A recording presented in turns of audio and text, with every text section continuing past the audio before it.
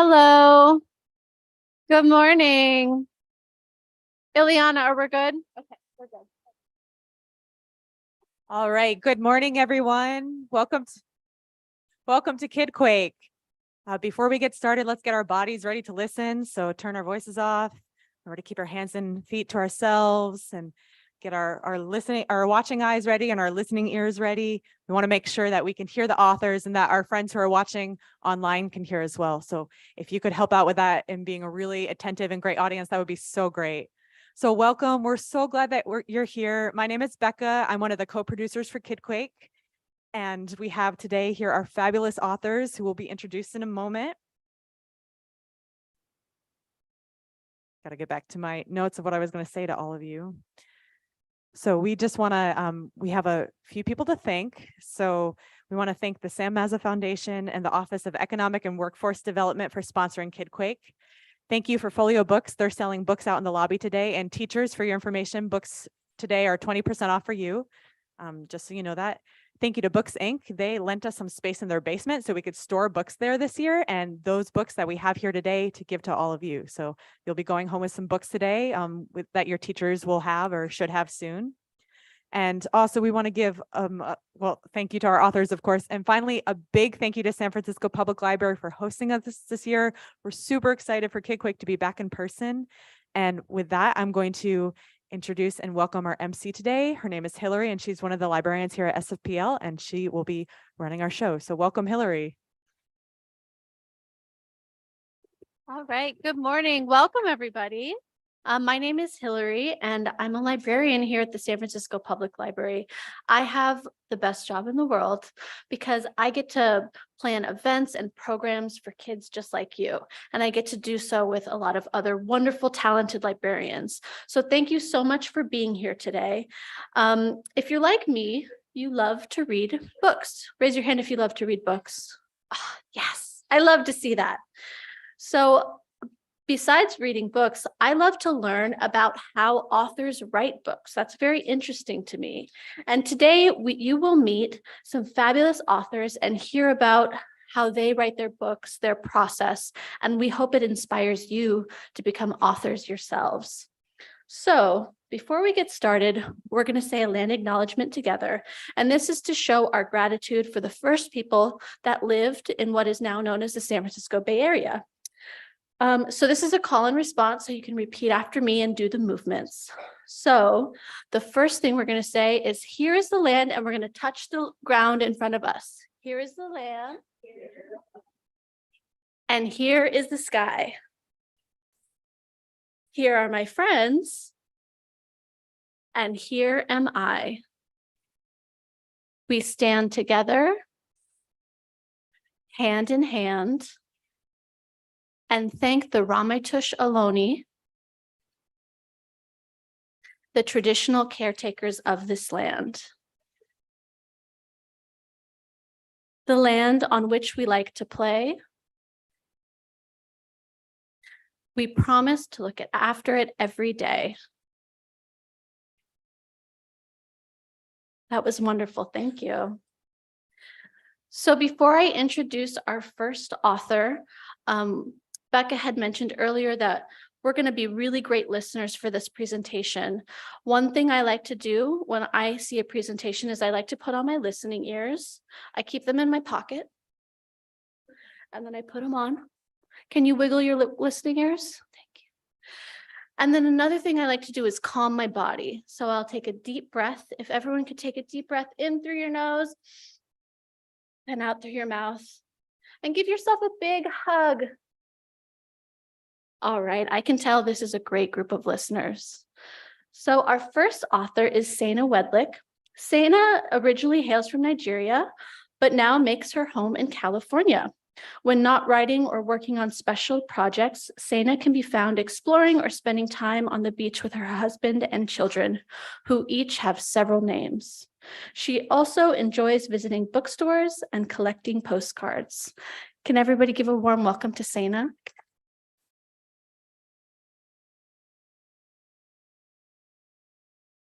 Thank you, Hillary. Hi, everyone. I'm Seina Wedlick, and I'm so excited to be here today. So thank you for having me. I'm going to talk to you today about my picture book called Naming Ceremony. And I'm going to go over how I came up with the idea for the story and how I write my first drafts of my picture books. And before I get started, how many of you here like parties? Show of hands. Well, that's fabulous because naming ceremony is a party. All right, so let's get started. So about me, I grew up in Nigeria. It's a country in West Africa.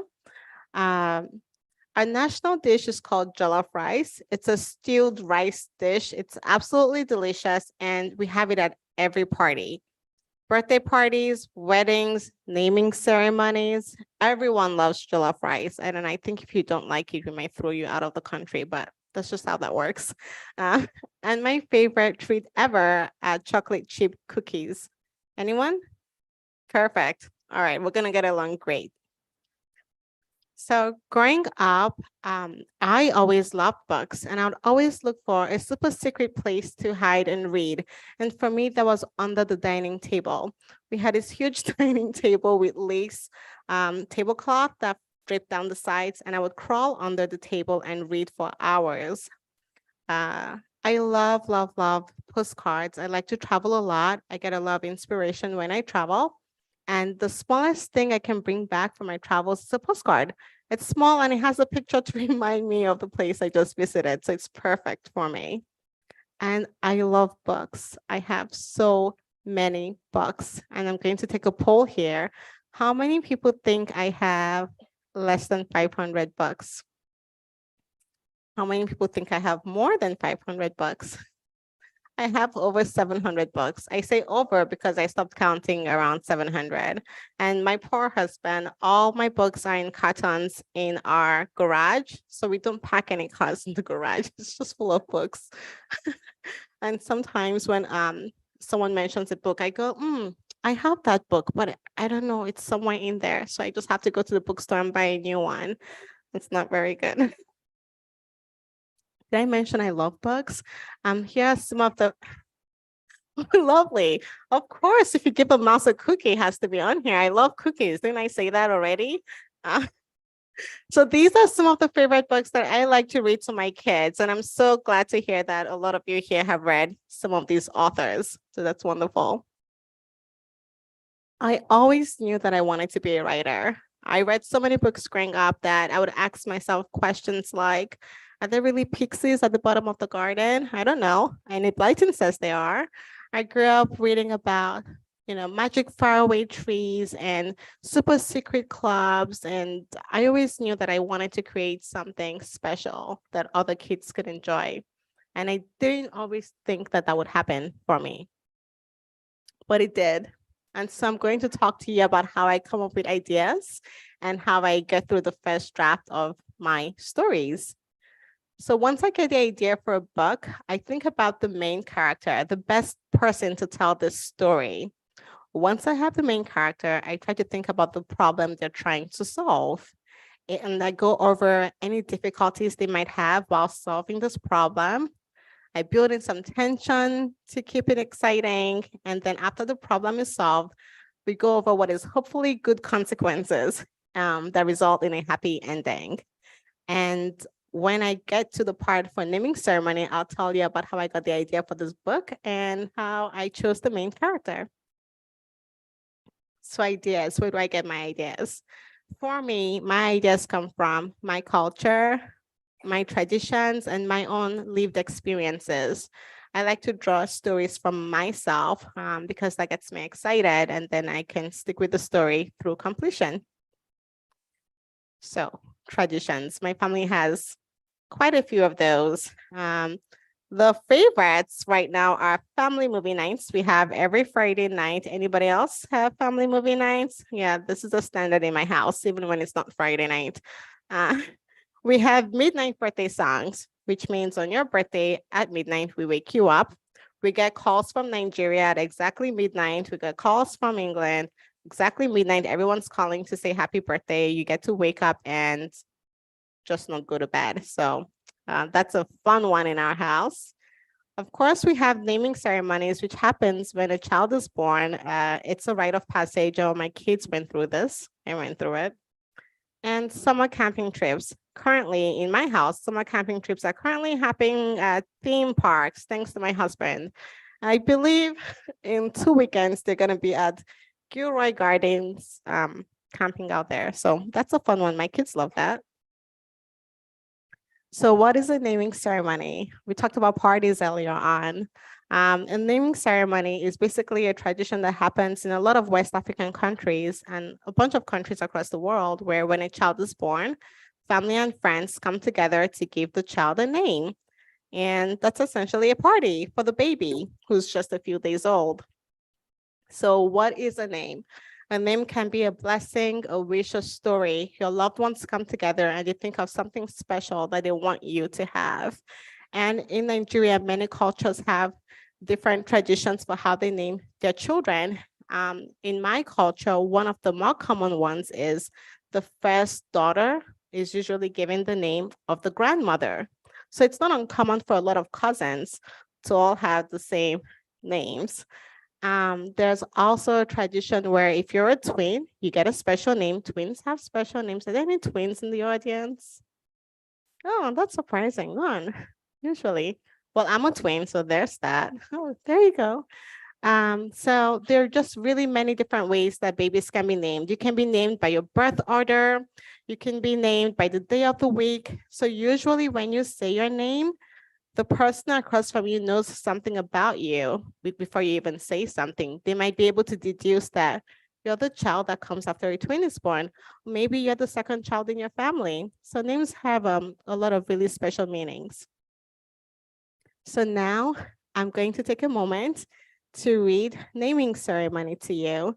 This story is the work of my heart. I had a lot of fun writing this story. I came up with this idea when my second child was born. When my second child was born, my son was just a year old. And I remember thinking, oh dear, I wonder what he would name his little sister if he could. And so I wanted to write this story, but obviously I couldn't write this story with the baby boy, 1 year old, as the main character, which is why crafting the main character is important, the right person to tell the story. In this story, I wanted to write about sisterhood, and I wanted to write about a character who was old enough to name their child. So here we go. Amira is excited. Today is her baby sister's naming ceremony. Mama puts a coral bracelet on baby sister's wrist. How do I pick a name for baby sister? Amira asks. Think of something meaningful that you would want her to have. A blessing, a wish, a story. Each of your names were carefully picked just for you, says Mama. Now, baby sister will also get her own special names, says Amira. Yes, just as special as that little dimple in your cheek. Amira sits quietly for a minute. What name do you have for baby sister? She asks. You'll have to wait and see, says Mama.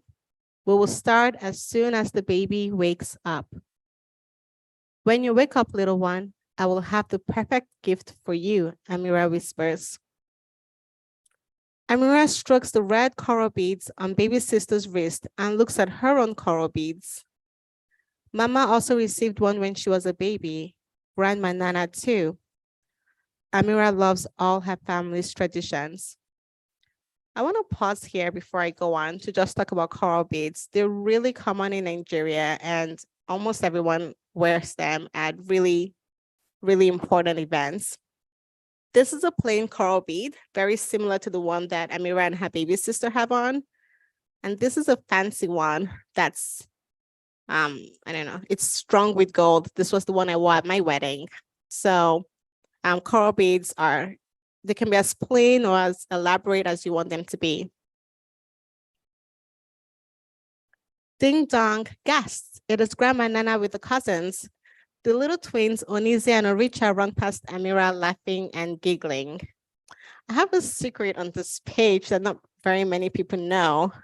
Onize and Oricha are my daughter and my son's middle names given to them by my mother. So I used their names in this story. Amira takes a whiff of the tree of Akara. What gift do you have for baby sister? Asks Amira with a mouthful of fried bean cake. Shakira, says Grandma Nana. Shakira, surely baby sister has a lot to be thankful for. But what if baby sister doesn't like the name She Pigs?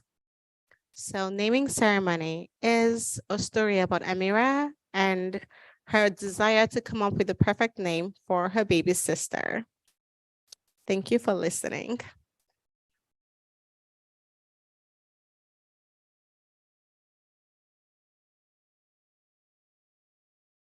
Thank you for sharing your story with us. Can we give Seina some shine? Yay. All right. So we've got our next author, Jilanne Hoffmann. Jilanne used to be an industrial engineer and now writes books for kids. She's the author of A River of Dust, the life-giving link between North Africa and the Amazon, which was a Junior Library Guild Gold selection.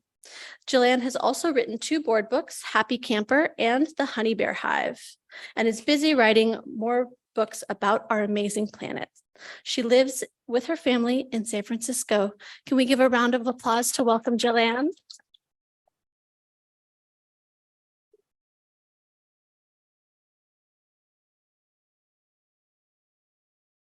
Good morning. Not bad, not bad. How about good morning? Awesome. You guys are great. My name is Jilanne Hoffmann, and I am here to talk to you about dust. Dust. That rust red river of dust that flies from North Africa across the Atlantic Ocean and lands in the Amazon rainforest in South America. And that dust carries very special ingredients that I'm not going to tell you about because you need to read the book. But they carry that ingredients just like you carry your backpack and deliver things. I want to tell you where this book came from. It came from me, that kid there who's covered in dust. Yes. Actually, it started out as mud because I was busy building a dam with my brother across a creek in the farm in the Midwest. And I was covered in dust eventually. So I was 5 years old in that picture. Now let's fast forward another 5 years, and I came home from elementary school and I turned on the TV, and on the evening news was information about dust flying from Africa across the ocean to the United States and landing in Illinois, which was where I lived. And I was so excited. I had so many questions like, how much? Where is it coming from? Exactly. What's it going to do once it gets here? And I ran outside to see this dust. No, I'm sorry. That is not what I saw. That is the Dust Bowl from the United States in the 1930s, when we plowed the prairie and drought came through, and then the winds came and blew all of that glorious topsoil away. But it did not look like that on the day that I went outside. It did not. And I was so disappointed. I had no answers, and no one had any answers because scientists had not yet studied dust. That's right. I had to wait 10 years, 20 years, 30 years, 40 years, almost 50 years before I got an email from NASA saying, Jilanne, we have answers to your questions. We're on a first name basis. Yes, NASA said, we know how much dust, where it's coming from, when it's coming. We know everything there is to know about it. And I was just gobsmacked. And they know it because of these satellites. These are Earth observation satellites that are flying around the Earth at over 15,000 miles an hour. And while they're flying, they're taking measurements about Earth, land, water, temperatures, you name it. It's collecting information, and they've been collecting this information for a long time. And this is one of the reasons why we know that our planet is suffering from climate change. One of the reasons. But the very coolest part of this is that you see that down there at the bottom, Calypso. This is a close-up of Calypso. Calypso is the one that measures dust. Well, it used to. It was put up in the atmosphere in 2006, and it was only supposed to last for 3 years, but instead it lasted for 17 years. Now that's what I call an overachiever, right? Right? That satellite was amazing. But sadly, about 4 weeks ago, I got another email from NASA. And NASA said, Jilanne, we are so sorry. Calypso is no more. Calypso ran out of nuclear fuel and could no longer power its instruments, could no longer keep itself in its orbit, and it has burned up in the atmosphere. And I was so sad. I can't tell you, I was crushed because I love this satellite. But I got to tell you, NASA said, no worries, Jill. We've got it covered. We have now a new instrument on the International Space Station that is taking over for Calypso. So yes, we are still measuring dust, and I was thrilled. But the coolest thing that Calypso showed me was that you see all those zeros up there? The amount of dust that flies to the Amazon every year, 700,000 truckloads, semis, 18-wheelers, truckloads of dust make it there every year. And that means that if you were to lay all those trucks end to end across the United States from San Francisco to Washington, D.C., it'd go across and back and across and back. That is a lot of dust. And I said, whoa, I need to write a book about this. I need to share this information with you guys. And I'm going to read it in a second, a few pages. But what I want you to do right now is close your eyes, and think about someone you love, someone who doesn't live with you, someone who you miss, who might live in another country, in another state, a friend who may have moved away. How do you stay connected to that person? What do you do? Do you write emails, letters, send texts? What do you do? And now imagine being separated from someone you love for 250 million years, because that is how long South America and Africa have been separated. 250 million years. And how do they stay connected? Dust. Dust is the answer. Millions of years ago, no ocean lay between us. You and I were one. And then slowly, great forces tore us apart, creating 7 continents surrounded by vast oceans. But I found a way to reach you, to sustain you, to help you flourish. See that dust? I am dust. The dust of North Africa. Not just any dust, though. I am more than the grit in an eye, the smudge on a finger, the grime that swirls down a drain.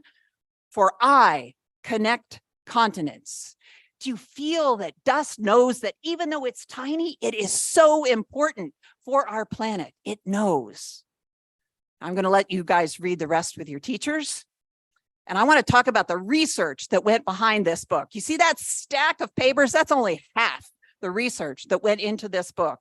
I researched everything about everything you can think of related to dust for 5 years before a publisher bought this book. And then after they bought it, I continued to do research because science always changes. Science always moves forward. And I spent the next 3 years while the book was in production making sure that everything was accurate. And the writing and the revising, after the first couple of months of research, I wrote the story, but it wasn't very good. In fact, it was a little stinky. It really was not very good. So I revised it over and over and over again for 5 years until a publisher bought it. And then I revised it again because I had to keep going with the research, right? And making changes. I kept revising to make it better, to make it more accurate. So important to do that. But now let's talk about you guys. You guys have ideas. I want you to pick the ideas that you find interesting, that you have questions about, that keep you awake at night. And I want you to use your imaginations. If you want to create fiction, I want you to use your imaginations beyond your wildest dreams to write stories. And know that your first draft is never going to be perfect. It will never. It's going to be stinky. It's going to be a mess. It's going to be all over the place. You got to fix it. You got to revise it. But the most important thing of all is to know that each one of you is unique. Each one of you has a different voice, can tell a different story. No two stories are the same. Your stories are important, and the world is waiting to hear them. So get writing.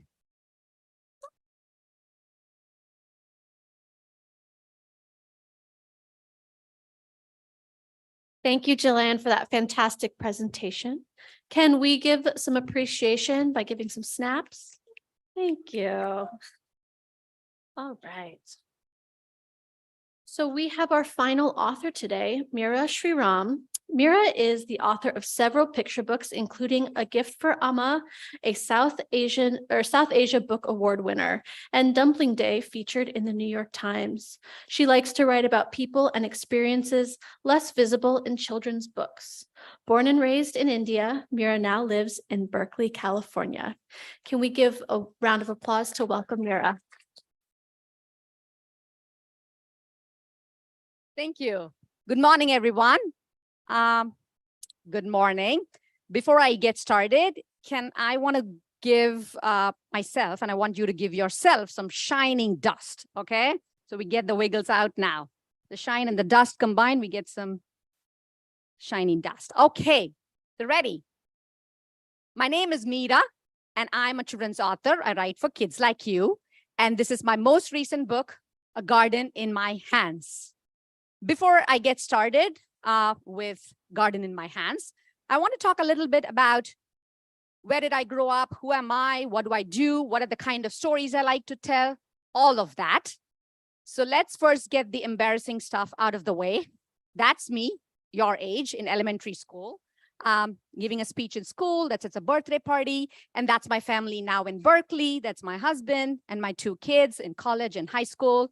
And these are some of the things I love. I love tea, chai. I love books. I love succulents because that's the only thing I can grow. I love hikes. And that's my inspiration, author Jacqueline Woodson. Now, where do I live? Across the bay in Berkeley, California. But that is where I grew up. I was not born in the United States. I was born in a very big, bustling city called Chennai, in the country called India, all the way across the world on the biggest continent called Asia. So that's where I grew up. And interestingly, I grew up by the bay as well, called the Bay of Bengal. Now, what do? I write books for children like you. And I mostly write picture books. And these are some of my picture books. But let me tell you a secret. Growing up, I did not think I would become a writer. I never, in fact, wanted to be a writer. I loved science, and I grew up to become an engineer designing chips for electronic companies. So why did I choose to become a writer, right? So growing up in India, I did not have access to picture books. I had not read a single picture book. Now, fast forward, I'm here in California, and I'm a mother, and I have my daughter now, and we go to the library, to the children's section, and we bring back a stack of picture books. And that's when I fell in love with picture books. I was completely blown away by how transformative the stories were, the gorgeous illustrations, the aesthetics, all of it. And then we started reading more and more and more picture books. Unicorns, fairies, dinosaurs, pets, all of that. In fact, that was my #1 parenting tool, picture books. That's pretty much how I raised my kids. And I like to call, or we like to call books like window books. What are window books now?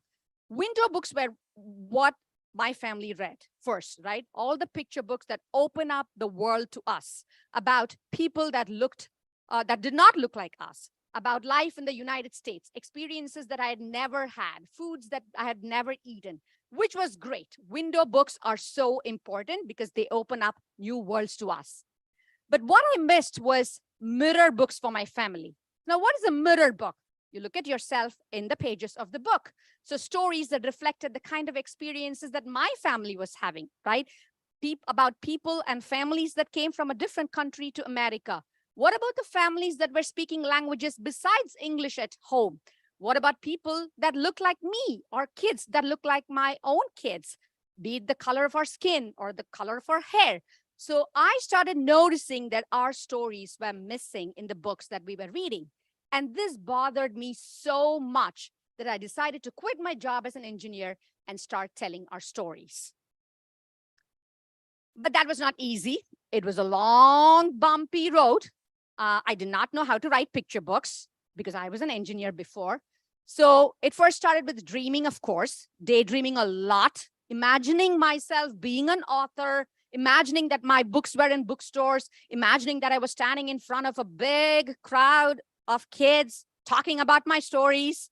So that's where it started, right? Daydreaming. And then I had to learn because dreaming wasn't enough. Dreaming wasn't going to put my stories out. So then what did learning mean? I had to read books that taught me how to write. I had to meet people who wanted to write and tell stories just like myself. I had to attend conferences and workshops and classes. And it took many, many, many years. And I started writing one day. That is working, right? I had to learn, I had to keep dreaming, and I had to work. And without even me realizing, I was growing as a writer.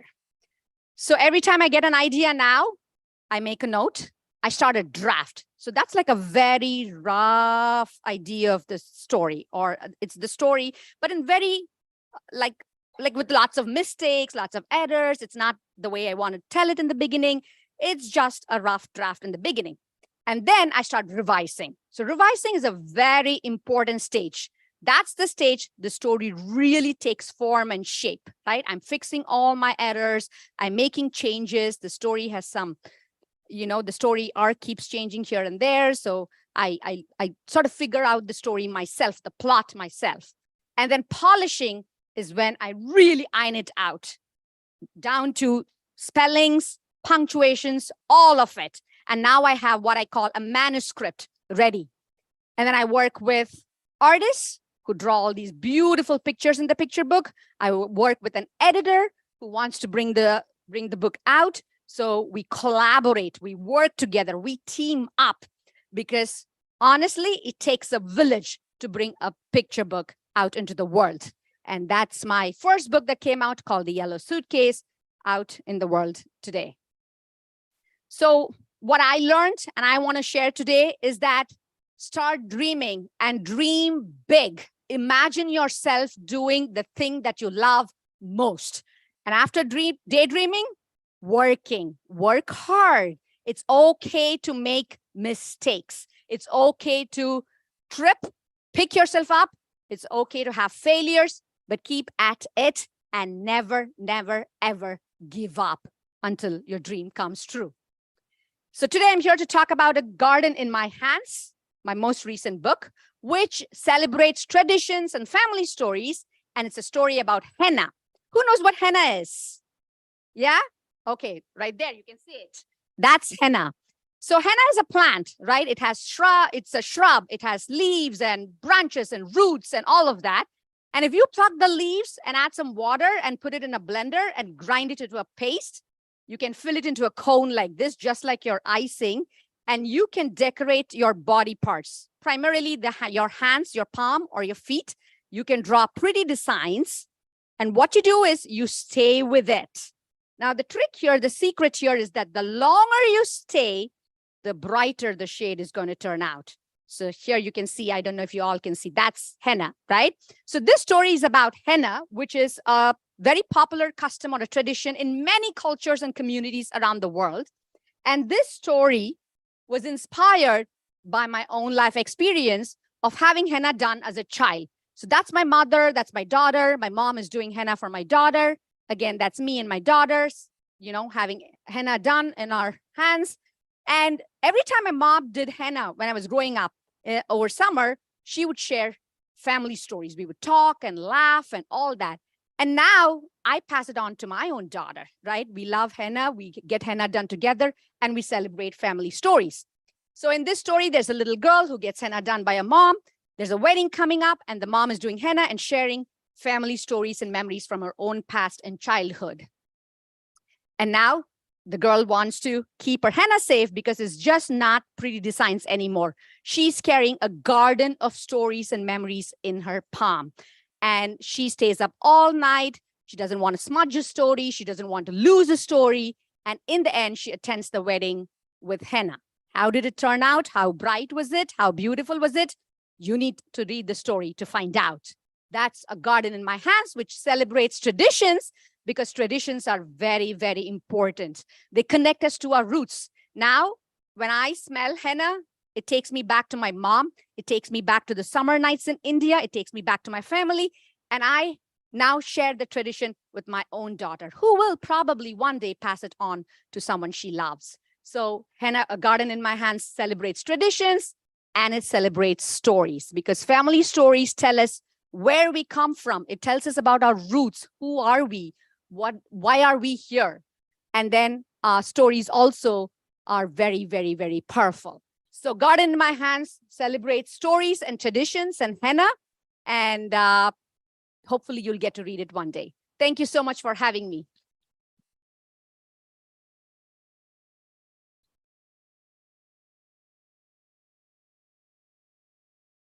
All right, thank you so much. Can we give a final round of applause to Seina, Jilanne, and Meera for sharing their incredible stories? So as we wrap up our time together, I just want to say thank you so much for coming today. I want to thank our authors for being here today and sharing these wonderful stories. And thank you for coming to the San Francisco Public Library. I'm going to pass the mic back to Becca, who's going to give some instructions on leaving. But thank you again. Thanks. Thank you, Hillary. Can we have one more big round of applause for San Francisco Public Library? Yeah. We're so grateful to SFPL for hosting us, and so much gratitude to our fabulous authors who are here today. And thank you all. You all were such a great audience. Thank you so much. And we're hoping that you feel inspired to go back to your homes, to your schools, and to keep reading and to keep writing and telling your own stories, because you definitely have them and we want to hear them. So first, we're going to have our authors leave so that they can get back to the tables out there and sign books if you have them. And so we'll have them go out. And then once they're outside, we can have classes start to leave. We'll start from the back and the ushers will help you. So the classes sitting in the back will exit first and then closer towards the front of the auditorium. Thank you again.